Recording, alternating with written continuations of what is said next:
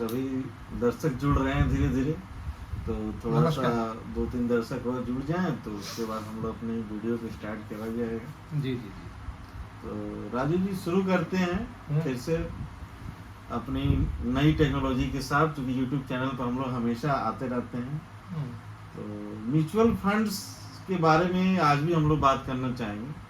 तो कितने तरीके के म्यूचुअल फंड आपके पास अवेलेबल हैं इस समय? कौन कौन से म्यूचुअल फंड हैं और उसमें कितना रिस्क है, जो हमारे जो दर्शक हैं, व्यूवर्स हैं, जो आपके भी व्यूवर्स हैं, क्योंकि आपका फेसबुक लाइव चल रहा है, यूट्यूब वीडियो आपकी भी लाइव चल रही है, हमारा भी चल रहा है, बहुत सारे साथी जुड़ रहे हैं। तो राजू जी, बहुत ही कम शब्दों में छोटी वीडियो ही बनानी है हम लोगों के पास। तो कितने तरीके का म्यूचुअल फंड आप बेचते हैं और किसमें कितना रिस्क है? 2 प्रकार के म्यूचुअल फंड हैं। एक है ऐसा जिसमें हम पैसा देते हैं, पैसा तो दोनों में ही म्यूचुअल फंड में देते हैं, लेकिन म्यूचुअल फंड क्या करते हैं? म्यूचुअल फंड एक में तो शेयर्स खरीद लेते हैं, जी जी, उसको बोलते हैं इक्विटी आधारित, शेयर आधारित म्यूचुअल फंड होते हैं जी। और दूसरा वो तरह तरह के निवेश करते हैं, जैसे बैंक में एफडी कर देते हैं, बॉन्ड्स खरीद लेते हैं, गवर्नमेंट ऑफ इंडिया के गिल्ट फंड्स ले लेते हैं, तो कॉर्पोरेट बॉन्ड्स होते हैं, जैसे कोई कंपनी है, हीरो होंडा कंपनी है, उसको दे दिया, कैमलिन को दे दिया, जी, किसी कंपनी को दे दिया, रिलायंस इंडस्ट्रीज को दे दिया, उनको निश्चित दर पे दे देते हैं। तो 2 तरीका है पैसा बनाने का मुकेश जी। एक तो ये है कि आप किसी व्यापार में लगा जी। दीजिए, तो लगाने का क्या तरीका है म्यूचुअल फंड में या इस जो दुनिया में कि आप उसके शेयर ले लीजिए, तो आप अपने आप व्यापार में लग गया, जी। तो जैसा नफा नुकसान होगा या जैसा आगे का शेयर दिखेगा उसका गति, वैसा आज का भाव होता है। जैसे बहुत प्रॉफिट बाद में होने वाला है तो भी आज भाव बढ़ जाता है। जी जी। तो इस तरह करके वो तो ये चीज हो गई। दूसरा ये हो गया कि आप निश्चित रेट पे दे दीजिए, तो अपना किसी जगह देने से अच्छा है, किसी एफडी करने से अच्छा है, किसी कॉर्पोरेट में या गवर्नमेंट ऑफ इंडिया के बॉन्ड में आप म्यूचुअल फंड को दीजिए, क्योंकि आपको कुछ करना नहीं है, आज आप देंगे कल निकाल लेंगे। तो जो आपका प्रश्न था उसका जवाब है कि 2 प्रकार के म्यूचुअल फंड है, एक शेयर आधारित, एक देने आधारित, लोन टाइप, इक्विटी डेट, और इनके तमाम मिक्सचर के बहुत सारे प्रोडक्ट्स हैं। तो इसी के इर्द गिर्द 50 प्रोडक्ट डेट में तो राजू जी रिटर्न कम होता है, डेट में रिटर्न इक्विटी की अपेक्षा। जी, डेट में रिटर्न 6 से 7% तक, 7.5, कहीं 8 भी मिल सकता है कभी कभी। वो तो बाकी जैसे एक तो होता है कि YTM, आज खरीदा 3 साल बाद 4 साल बाद निकाला, नई स्कीम में डाला, होल्ड कर दिया, होल्ड टू मैच्योरिटी, तब तो वही मिल जाएगा। अगर आप बीच में भी खरीद रहे हैं, उसमें SIP कर रहे हैं, या वो शेयर मार्केट, वो भी ऊपर नीचे होता है डेट वाला, कभी कभी उसमें भी 11-10 मिल जाता है, कभी तो कभी कभी 5 ही मिलता है। राजू जी, कुछ ऐसे दर्शक हैं जो थोड़ा सा जागरूक भी हैं, और जैसे कहावत है ना कि आदजल गगरी छलकत जाए, तो ऐसे दर्शक हैं, उनका ये रहता है कि उनको लगता है कि एडवाइजर की जरूरत नहीं है, और वो बार बार सोचते हैं कि हम रेगुलर फंड लें कि डायरेक्ट लें। तो एडवाइजर का कितना रोल आप समझते हैं इस म्यूचुअल फंड इंडस्ट्री में? HDFC म्यूचुअल फंड के एक ट्रेनर हैं शर्मा जी, उनका एक वीडियो है जी, यूट्यूब पे भी है, हम लोग उनकी मीटिंग भी अटेंड की है। तो वो कहते हैं जैसे श्री कृष्ण भगवान थे, वो एडवाइजर थे पांडवों को, जी, पांडवों की शक्ति से भरपूर थे, जी, और उधर भी बहुत बड़ी योद्धाओं की टीम थी, तो और भी कारण रहे होंगे, लेकिन एक कारण उस ट्रेनर ने ये बोला तो मुझे अच्छा लगा जी, कि श्री कृष्ण भगवान जो थे, तो हम अपने को भगवान तो नहीं बोलेंगे, लेकिन हम सब जगह के लिए बोलेंगे। जैसे कोई स्टेप उठाने के पहले कोई आपको फोन ही कर ले, मान लीजिए कोई विवाद हो रहा है, कोई शादी का विवाद हो, कोई प्रॉपर्टी का हो, कुछ हो, वो जो करने जा रहा है वो आपसे बात कर ले कि मैं जा रहा हूँ फलाने के घर, तो आप कह देंगे कि रात में 8 बजे 4-5 आदमी जाएंगे तो डकैती की तरह हो जाएगी, अंधेरे के बाद जाएंगे तो मैंने भी लॉ चुकी किया है। तो छोटी छोटी बातें होती हैं। अभी मेरे को एक एडवाइजर मिले, तो उन्होंने, उनके एक इन्वेस्टर ने 25 लाख रुपए टाटा के डिजिटल इंडिया फंड में लगा दिया। रिटर्न गूगल देख करके पीछे रिटर्न अच्छा था, फिर लगा दिया 20% से ज्यादा रिटर्न, वो फिर बुरी तरह गिर गया।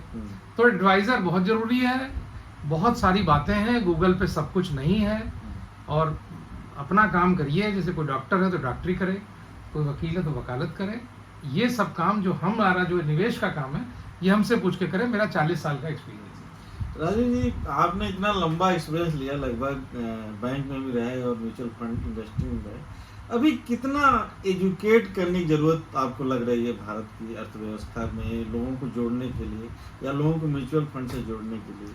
अभी तो देखिए लोगों को पता ही नहीं है म्यूचुअल फंड्स के बारे में। अभी भारत में जितने पैन कार्ड होल्डर्स हैं उसमें से 5% 4% म्यूचुअल फंड में निवेश करते हैं। जी। अमेरिका वगैरह में जो ये संख्या 60 के आसपास है, अभी लोग जानते नहीं है। तो यहाँ बहुत सारे कारण हैं। एक तो कारण यही है कि लोगों को जानना नहीं है, और दूसरा कारण है कि जो हमारे ब्यूरोक्रेट्स हैं, जो हमारे नेता हैं, वो बताना नहीं चाहते। नहीं तो जो बड़े अधिकारी हैं वो अपने ऑफिस में मीटिंग करवा सकते हैं, फोन कर लें हमको कि राजीव जी आइए जरा एक प्रेजेंटेशन दे दीजिए, शाम को दे दीजिए, 6 से 7 दे दीजिए। लेकिन वो नहीं चाहते हैं। काफी तो सारे आप जानते हैं ब्यूरोक्रेट्स, बड़े अधिकारी, उनमें करप्शन है। उनको क्या करना है, किसी को सिखाना चाहते हैं, डाइल्यूट करने का काम कर रहे हैं। जैसे म्यूचुअल फंड बताते हैं कि मार्केट में रिस्क है, रिस्क तो है ही, लेकिन म्यूचुअल फंड में जब भी लगाइए तो 3-4 साल के लगाइए, देख समझ के लगाइए। मान लिया आपको 2 दिन के लिए लगाना है तो ओवरनाइट फंड है, उसमें शेयर नहीं होते। आपको 6 महीने के लिए लगाना है तो उस तरह लगाइए। आप खाते में कितना रिस्क है। अभी एक सज्जन की शादी थी बेटी की, तो उन्होंने पैसा निकाला, चूंकि उनके भाई के साथ फ्रॉड हो चुका था। उन्होंने कहा तुरंत इसको कुछ ना कुछ कर ले, मेरे खाते में 25 लाख है, वाइफ के खाते में 25-30 लाख है, कुछ हो गया तो तुरंत उन्होंने जो है म्यूचुअल फंड के ओवरनाइट फंड में डाल दिया। उनको जैसे जैसे शादी का खर्च हुआ हम निकालते गए।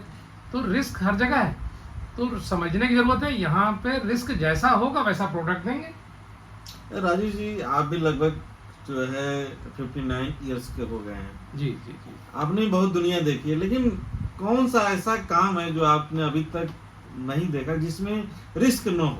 कोई ऐसा चीज हो जिसमें आपने आज तक रिस्क है ही नहीं उस चीज में? देखिए बात क्या है कि कैलकुलेटेड रिस्क लेनी होती है। हाँ, एक चीज है, मान लीजिए हमको एक नाला पार करना है जी, और हमको 1 फुट का है तो हम पार कर लेंगे। हमारे साथ बच्चा है तो हम देखेंगे पार कर पाएगा कि नहीं। कोई महिला है तो वो कितना पार कर पाएगी। तो सबको कैलकुलेट करना पड़ता है। फिर हमको ये भी सोचना चाहिए अगर हम इस नाले में गिर गए, बैकअप प्लान। अगर हम इस नाले में गिर गए तो रात का टाइम तो नहीं हम पड़े रह जाएं। कितना गहरा है, कितना पानी है। आप जैसे एक बुक है मेरे पास, थिंकिंग इन बेट्स, तो आप थिंकिंग इन बेट्स की बुक है। तो आपको हर चीज में सोचना पड़ता है कि आप कितनी रिस्क है। अब आप फाइनेंस, मैं कहता हूँ उंगली में खरोच आ रही हो तो वो खतरा है, लेकिन अगर आपका पैसा वोलेटिलिटी है, आपने 10 लाख डाला, वो थोड़े दिन के लिए अगर 10 लाख हो गया तो क्या दिक्कत है। अच्छा राजू जी, आप इतने सालों से हैं इस इंडस्ट्री में, अपने जो आपके जो लोग हैं, जो आप जिनको आप एडवाइस करते हैं, उनको इस रिस्क से कैसे बचाते हैं? लोगों को कौन सी ऐसी टेक्निक अपनाते हैं? उनकी हम देखिए उनकी रिस्क प्रोफाइलिंग करते हैं जी। हम उनके बारे में वो बताते हैं कि उनके पास कितना पैसा उनको लगाना है, वो पैसा कितने साल तक रहना है। हम उनके घर की जानकारी लेते हैं कि लड़की की शादी तो नहीं ड्यू है, तो उनके पास कर्जा तो नहीं है कि कर्जा सोच रहे हैं बाद में दें, पहले शेयर मार्केट में डबल कर लें और तब दे दें। अब पता लगा वो आधा हो गया, मान लीजिए मार्केट गिर गई। हम हर चीज की जानकारी करते हैं, उनके काम क्या है, उनके परिवार का क्या आर्थिक स्थिति है, उनके बच्चों की क्या आर्थिक स्थिति है, बच्चा जॉब लग पाएगी कि नहीं। हमको यहाँ तक अंदाजा लगा लेते हैं जो पढ़ने की जो स्थिति है, इसके बच्चे को तो पैसा चाहिए बिजनेस के लिए, तो लॉन्ग टर्म के लगाना ठीक नहीं है। जी। पूरी बात समझ के डॉक्टर मुकेश हम उस पर राय लेते हैं कि ये करना चाहिए, और उससे पूछ के उसको बता के फिर जितना दिन के लिए पैसा लगता है कि फ्री है, जो उनकी रिस्क टेकिंग कैपेसिटी है, जो उनकी पत्नी की, जो उनके साले की, जो उनके भाई की, जो उनके लड़के दामाद की, क्योंकि सब लोग बोलते हैं ना बाद में, अरे पापा क्या ले लिया, या तो बेकार चीज है, अरे जीजा जी ये क्यों कर दिया, तो घर में फिर बाद में दिक्कत। तो पूरा समझाना पड़ता है और फिर धीरे धीरे करके समझाते हैं। मतलब आप पूरा टाइम लेते हैं उनका और अपना 2 घंटे 2.5 घंटे बात पूरा टाइम पे करते हैं, उसके बाद तब जाकर और मल्टीपल मीटिंग्स होती है जी। मल्टीपल, मैं तो कहता हूँ आइए मेरे ऑफिस में, आइए चाय पीजिए, खाना खाइए, बैठिए 2 घंटे बैठिए, 1 घंटे बैठिए, 1000 से ऊपर क्लाइंट से देखिए कैसा पोर्टफोलियो चल रहा है लोगों का, कैसा क्या फायदा हो रहा है, तमाम डिस्कशन है, बहुत अनंत सीमा है ना। तो राजू जी, मेरे को एक बात नहीं समझ में आती, जैसे आपके पास IAS भी आते हैं, TCS भी आते हैं, जज भी आते हैं, गांव के भी लोग आते हैं, स्टूडेंट्स भी आते हैं, हर व्यक्ति को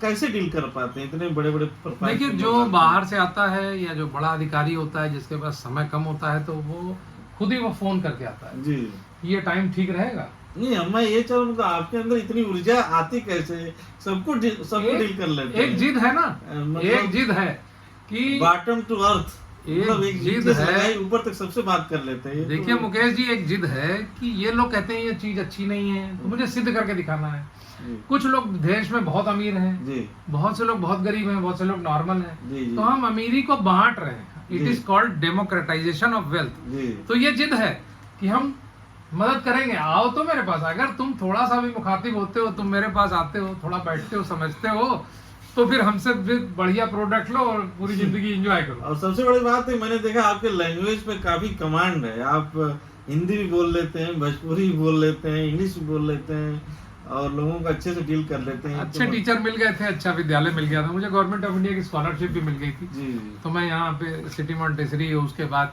मतलब राजघाट समय भी बेसेंट आपने स्कूल, अच्छे कॉलेज में पढ़ाई बिरला करी। पब्लिक स्कूल में पढ़ने का मौका मिला। अच्छे टीचर्स मिले, उनकी कृपा है।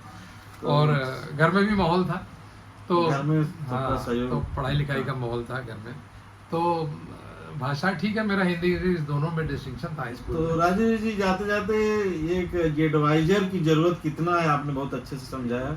और लास्ट में थोड़ा दर्शकों को देखिए 10,000 दवाइयां मेडिकल स्टोर में होती conclude हैं, कर दीजिए। कौन सी 2 दवाई दे करके, 1 दवाई दे करके मरीज को फायदा हो जाएगा, ये तो डॉक्टर जानता है। जी तो डॉक्टर को वैल्यू दीजिए, वकील को वैल्यू दीजिए, हर आदमी को वैल्यू जो दीजिए, उस खुद फील्ड मत का- करिए। जो उस फील्ड में एक्सपर्ट हो। जो उस फील्ड को छोटी छोटी बातों का दूरगामी प्रभाव पड़ता है। जी जी तो इसलिए ये जो फील्ड है फाइनेंस की, ये धीरे धीरे और कॉम्प्लिकेटेड हो रहा है। जी ये जो म्यूचुअल फंड्स हैं और प्रोडक्ट्स आएंगे, विदेशों में बहुत सारी चीजें हैं। तो लोगों से अनुरोध है कि आइए, डिस्कस करिए, समझिए। मैं तो ये तक कहता हूँ कि दूसरे से भी कोई चीज खरीद रहे हो, जरूरी नहीं हमसे, तो एक बार बात कर लीजिए, आप समझ लीजिए क्या प्रोडक्ट है, तब तो जाकर जानकारी, हाँ, टेक तो- your steps. Thank you very much After knowing Rajiv ji. हम लोग नेक्स्ट वीडियो में जो है, जो म्यूचुअल फंड की थीम है, उसको लेकर के चर्चा करेंगे। तो आज के लिए इतना। आप सभी दर्शकों को जोड़ने के लिए विशेष धन्यवाद। ठीक है, thank you very much. Thank you very much, नमस्कार।